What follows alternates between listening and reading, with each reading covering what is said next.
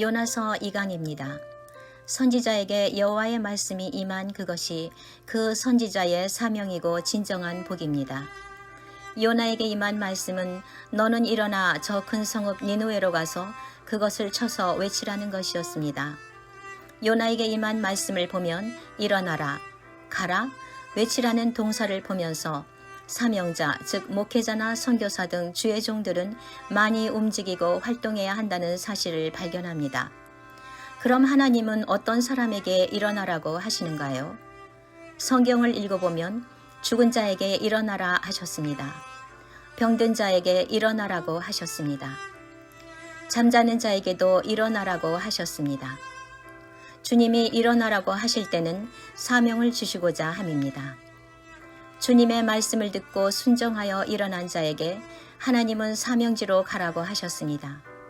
또한 순종하여 사명지로 가는 자에게 선포할 말씀을 주시는 하나님이십니다. 하나님은 요나에게 니느웨로 가라고 하셨습니다. 당시 니느웨는 이스라엘 적국인 아수르 나라의 수도였습니다. 우리는 성경에서 아수르가 이스라엘을 많이 괴롭힌 것을 볼 수 있습니다. 그래서 이스라엘 사람들은 아수르가 하나님의 진노를 받아 멸망하기를 원하고 있었습니다. 이런 차제에 하나님은 요나에게 니느웨로 가서 회개의 복음을 전하라고 말씀하신 것입니다. 여기서 우리는 하나님의 우주적 사랑, 보편적 사랑을 볼 수 있습니다. 하나님은 이스라엘뿐만 아니라 하나님을 모르는 이방 나라도 사랑하시며 구원하시기 원하십니다.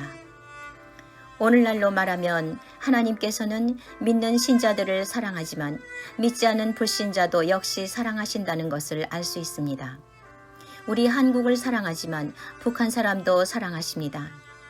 하나님은 주님을 사랑하는 나를 사랑하시지만 나를 미워하며 못마땅하게 여기는 사람들도 사랑하십니다. 더 나아가서 내가 싫어하며 미워하는 원수까지도 사랑하십니다.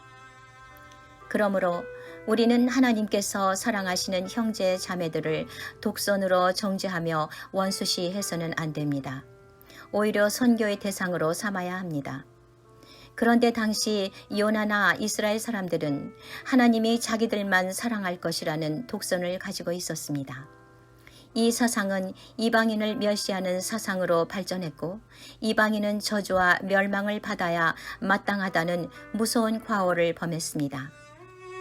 하나님께서 사랑하시는 사람들을 자기의 전통과 아집으로 정죄하며 저주하려는 것은 어리석은 자의 생각입니다.